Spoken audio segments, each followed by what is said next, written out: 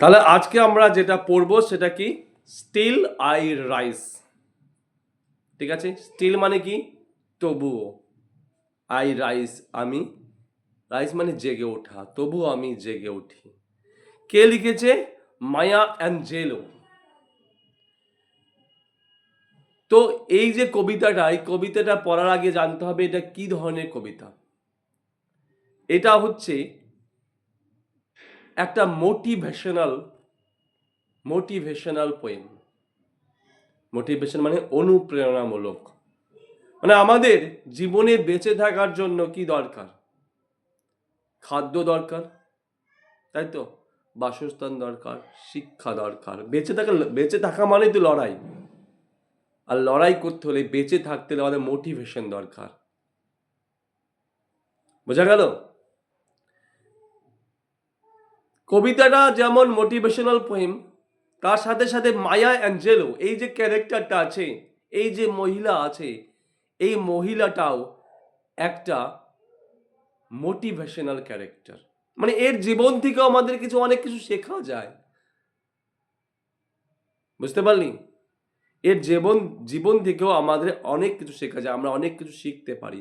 তাই কবিতাটা পড়ার আগে আমাদের মায়া অ্যাঞ্জেলো সম্পর্কে একটু জানতে হবে। মায়া অ্যাঞ্জেলো জন্ম 4 এপ্রিল 1928 এবং মারা গেছিলেন 28 মে 2014, মানে 2014 সালে।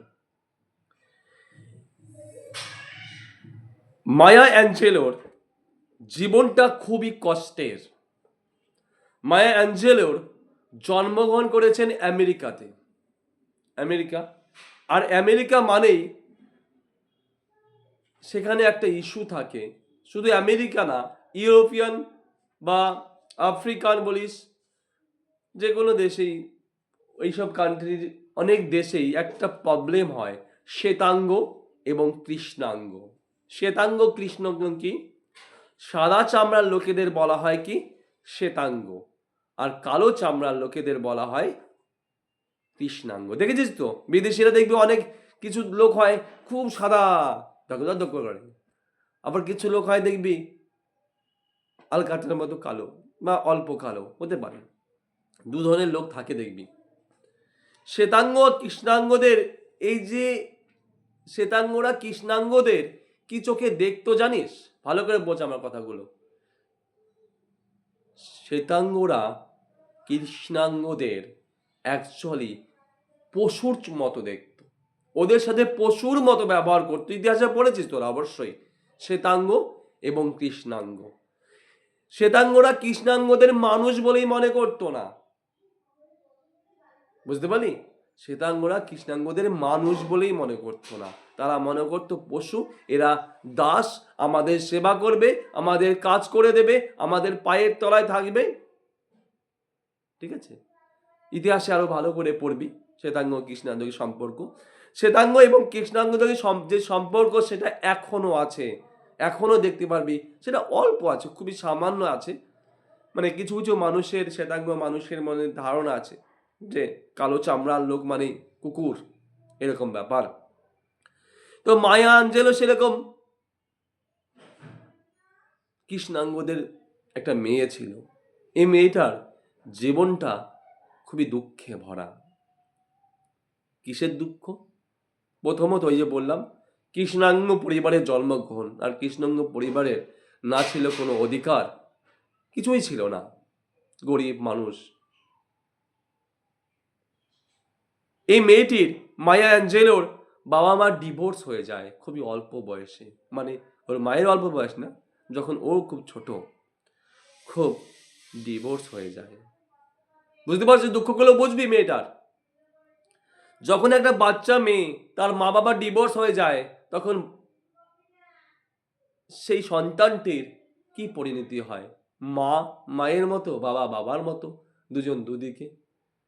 যার বাবা মা ডিভোর্স হয় তারাই একমাত্র জানে যে মা বাবা ডিভোর্স হলে কি হয়।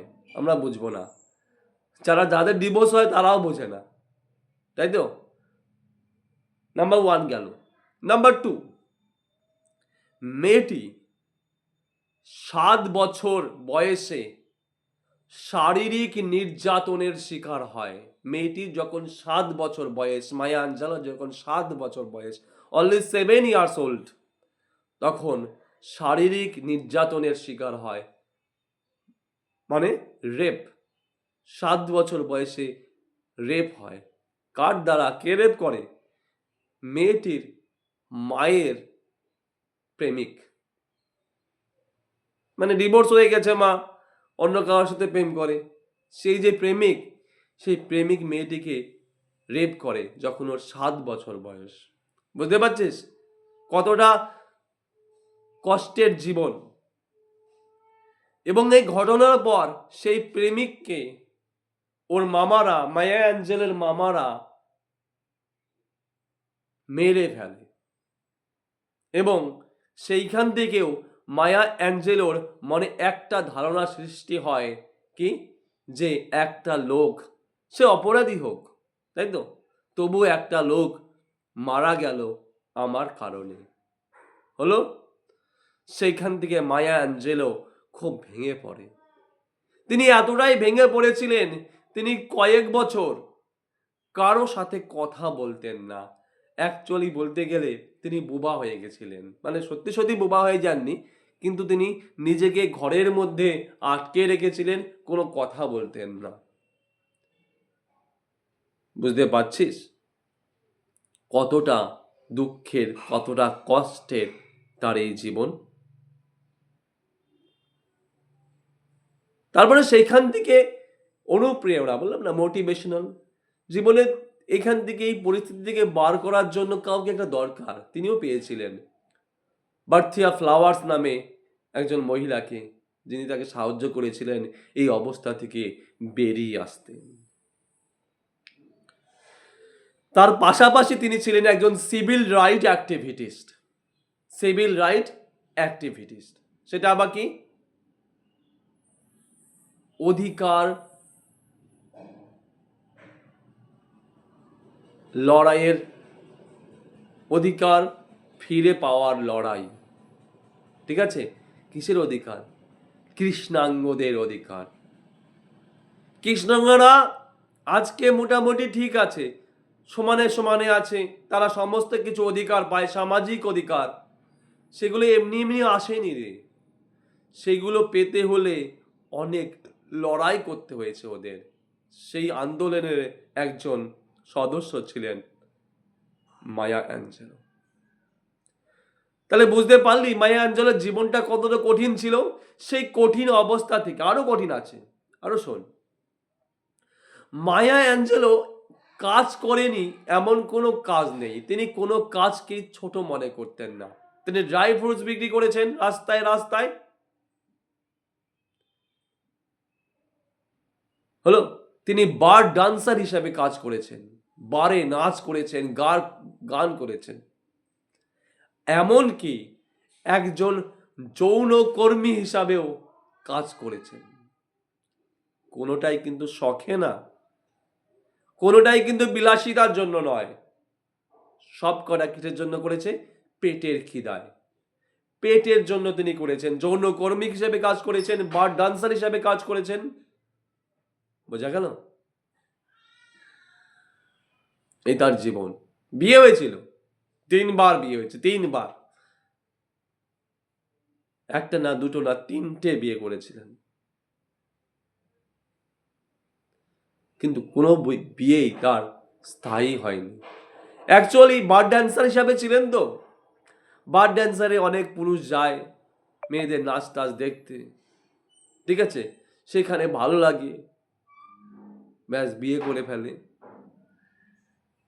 মায়া অ্যাঞ্জেলো ঠকে যায়, ভাবে ভালোবেসে বিয়ে করছে, কিন্তু কেউ অ্যাকচুয়ালি ভালোবেসে বিয়ে না, শরীরের চাহিদায় মায়া অ্যাঞ্জেলোকে সবাই ব্যবহার করেছে। বুঝতে পারলি? সেই মায়া অ্যাঞ্জেলো এইরকম কষ্টের জীবন নিয়েও মায়া অ্যাঞ্জেলো কোথায় পৌঁছেছিল একটু ধারণা দেই, বেশি জানা তো দরকার নেই। মায়া অ্যাঞ্জেলো একজন কবি ছিলেন, লেখক ছিলেন, ডিরেক্টর ছিলেন, প্রচুর বই লিখেছেন, এমনকি মায়া অ্যাঞ্জেলো আমেরিকার মুদ্রায় তার ছবি পর্যন্ত আছে। কোনো দেশের মুদ্রায় বা টাকায় যার তার ছবি ছাপা হয় না, হয় আমাদের ভারতবর্ষের কথা ভাব, আমাদের ভারতবর্ষে অনেক বড় বড় মানুষ আছেন, অনেক মহান মহান মানুষ আছেন, কিন্তু ভারতীয় মুদ্রায় সবার ছবি ছাপা হয়?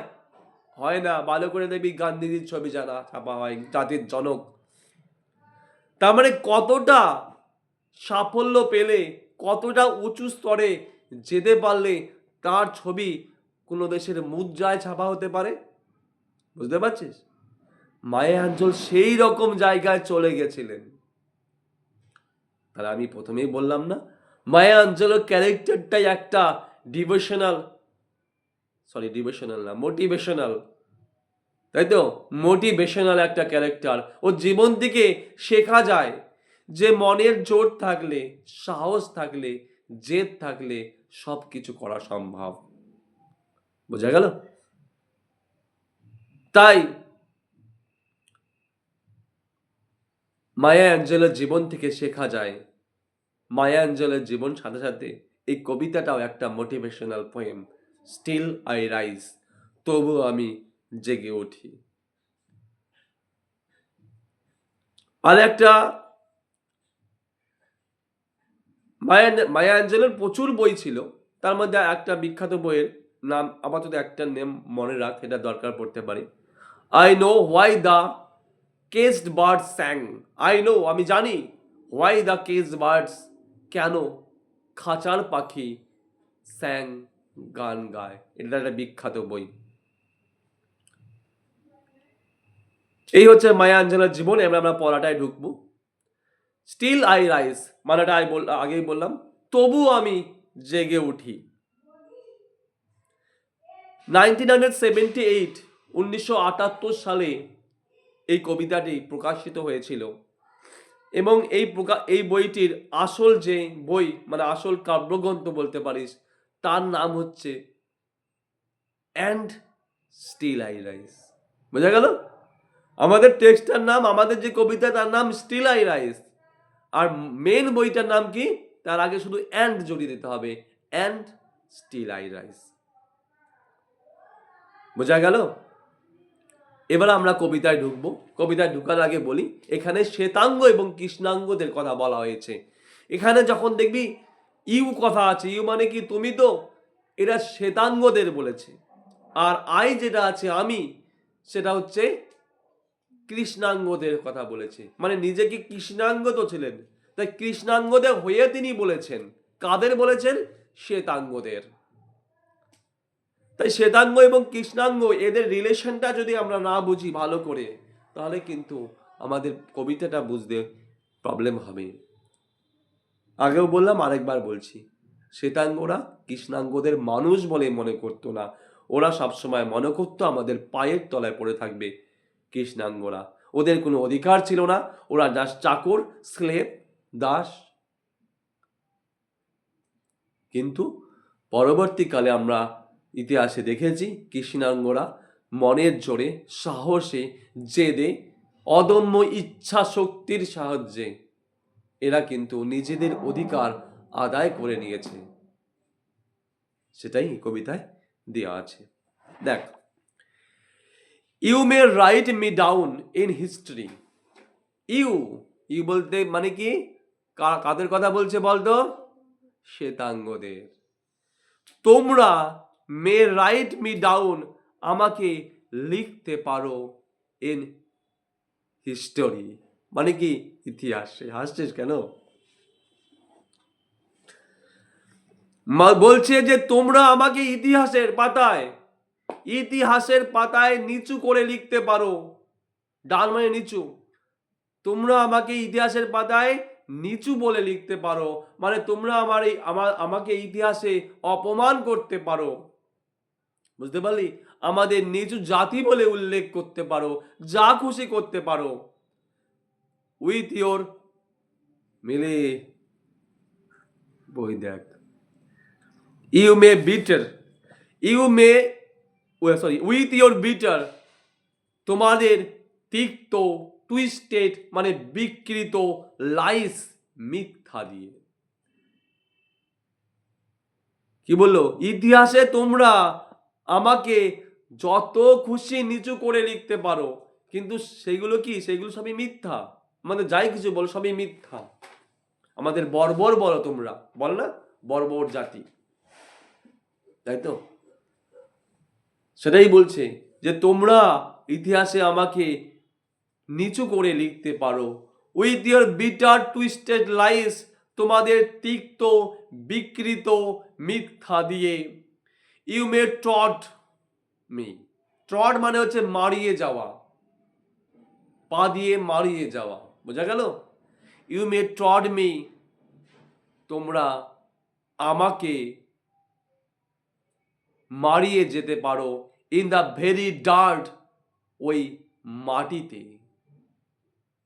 বারবার বলছি, ইউ বলতে শ্বেতাঙ্গরা আর মি বলতে কৃষ্ণাঙ্গদের কথা বলছে, যে তোমরা আমাদের মাটিতে, ওই মাটিতে পাড়িয়ে বা মারিয়ে চলে যেতে পারো, বাট স্টিল, কিন্তু তবুও, লাইক ডাস্ট, ধুলোর মতো, আই উইল রাইজ, আমি জেগে উঠব।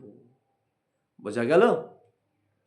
মানে তোমরা আমাকে তোমাদের কথায় লেখায় যত পারো অপমান করো, তোমাদের মিথ্যা দিয়ে যত পারো আমাদের নিচু করে দেখাও না কেন, তোমরা আমাদের পায়ের তলায় মারিয়ে চলে যাও না কেন, আমরা আবার ধুলোর মতো জেগে উঠব। ধুলোর মতো জেগে উঠলো কেন কে বলছে?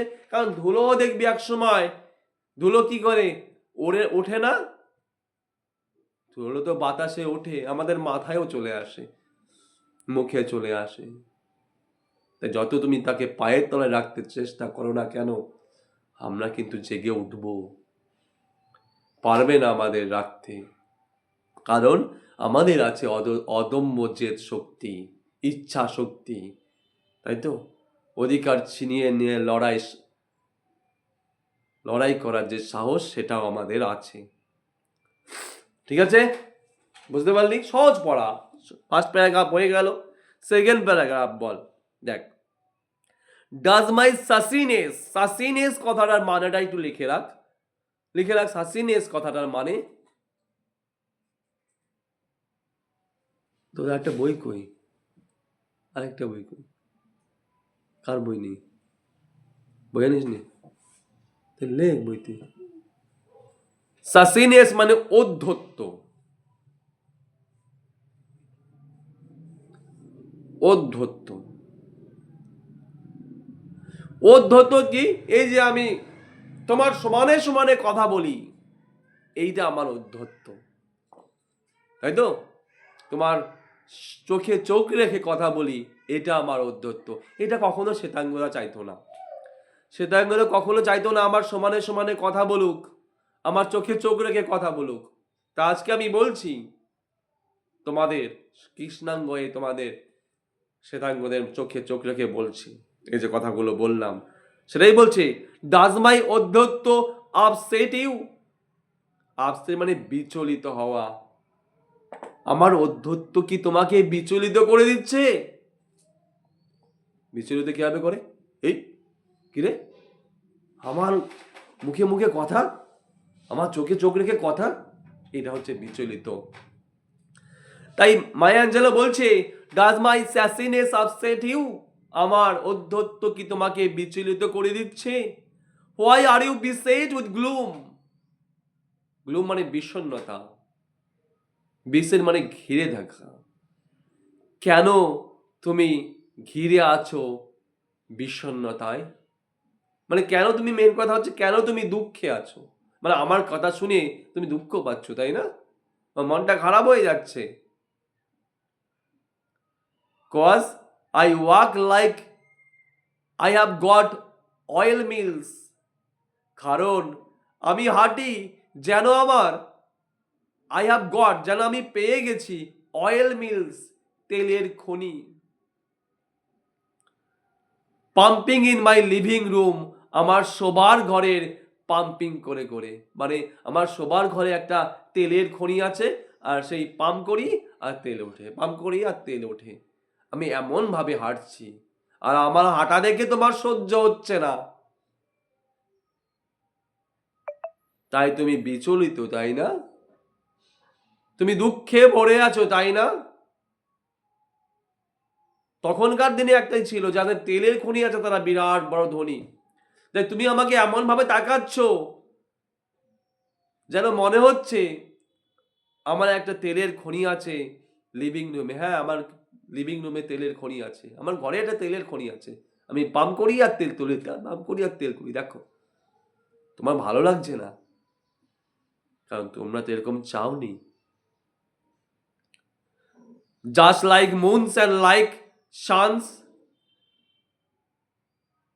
চাঁদের মতো, অ্যান্ড লাইক সানস, এবং সূর্যের মতো, with the certainty of tides, tides মানে জোয়ার, এবং জোয়ারের সার্টেনিটি মানে নিশ্চয়তা, এবং জোয়ারের নিশ্চয়তার সাথে।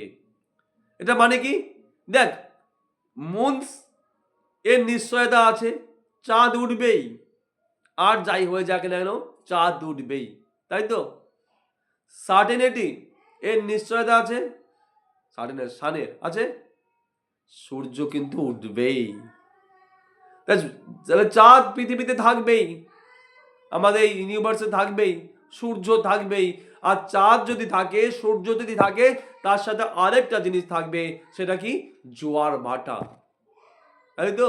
তাই এদের নিশ্চয়তার সাথে সাথেই just like hope springing high, যেমনটা আশা স্প্রিঙ্গিং হাই, লাফিয়ে লাফিয়ে উপরে উঠছে, এরাও যেমন আছে, এরা যদি থাকে তাহলে আমাদের আশা আছে, ঠিক তেমনই ভাবে আমাদের সেই আশাটা আস্তে আস্তে উপরে উঠছে। আমাদের অধিকার ছিনিয়ে নিতে হবে, আমরাও সমানে সমানে চলবো, এই আশাটা আছে। Still I rise, still I will rise, তবুও আমরা জেগে উঠব, সেই আশা। Did you want to miss broken? Did you want, তোমরা কি চেয়েছিলে? টু সি মি, আমাকে দেখতে ব্রোকেন, ভগ্ন, মানে তোমরা কি চেয়েছিলে? আমাকে ভগ্ন অবস্থায় দেখতে, যেন আমি ভেঙে গেছি, আমার কোনো শক্তি নেই। তোমরা তো এরকমই দেখতে চেয়েছিলে আমাকে, আমাদের, তাই না? সেটাই বলছি, did you want to see me broken, তোমরা কি চেয়েছিলে আমাকে ভগ্ন দেখতে? বোড হেড মানে কি? বো মানে মাথা নিচু করা, বোড হেড মাথা নিচু করে থাকতে, অ্যান্ড লোয়ার্ড আইস এবং চোখ নিচু করে রাখতে। সেটাই চেয়েছিল শ্বেতাঙ্গরা, শ্বেতাঙ্গা সবসময় এটাই চেয়েছে, যে কৃষ্ণাঙ্গরা কি করবে? সবসময় ভেঙে থাকবে, ওদের সামনে কি মাথা নিচু করে, মাথা নিচু করে, চোখ দুটো নিচু করে, যেভাবে দেখেছিস তো ধনীরা আমাদের সমাজে এখনো, আমাদের তো আর শ্বেতাঙ্গ কৃষ্ণাঙ্গ নেই, আমরা সবাই কৃষ্ণাঙ্গ, আমরা কেউ শ্বেতাঙ্গ না, তাই তো? তো আমাদের মধ্যে কি আছে? ধনী দরিদ্র আছে। দেখ, ধনীরা চায় না যে এলাকার, আমি একটা বড় বিশাল বড় ধনী লোক, আর এলাকার যে গরিব লোকটা আছে সে কি করবে? সে আমাদের সামনে, সে আমাদের সামনে মাথা উঁচু করে কথা বলবে, এটা কি চায় ধনীরা? চায় কি? চায় না। সেই ধনী লোকটা কি চায় যে গরিব লোকেরা ওর চোখে চোখ রেখে সমানে সমানে কথা বলবে? চায় কি? চায় না। চায়? চায় না। তাই তখন ব্যাপারটা শ্বেতাঙ্গ কৃষ্ণাঙ্গদের মধ্যে আরো বেশি ছিল ব্যাপারটা। তাই সেটাই বলছে, তোমরা তো চেয়েছিলে আমাকে ভগ্ন দেখতে, মাথা নিচু করা অবস্থায়, মাথা চোখ নিচু করা অবস্থায়, শোল্ডার্স ফলিং, কাঁধগুলো নেমে থাকবে। কাঁধ উঁচু করে কারা, যেটা সাহস আছে, বড় লোকদের সামনে কাঁধ উঁচু করে কথা বললে হেঁটে গেলে দেখবি বলে ওর ছেলেটা মেয়েটা হাঁটা ভালো না, তাই তো? কারণ তারা চায় কাঁধটাকে নুইয়ে দিক, এইভাবে যেন হাঁটে। ফলিং ডাউন, তাহলে কাঁধটাকে ফলিং ডাউন নামিয়ে দেবে বা নুয়ে পড়বে, লাইক টিয়ার ড্রপস। টিয়ার ড্রপস মানে কি? চোখের জল, যেমনটা চোখের জল পড়ে, চোখের জল যেমন ঝরে পড়বে, সেই চোখের জলের সাথে সাথে হায় দেখতেই পাচ্ছি না।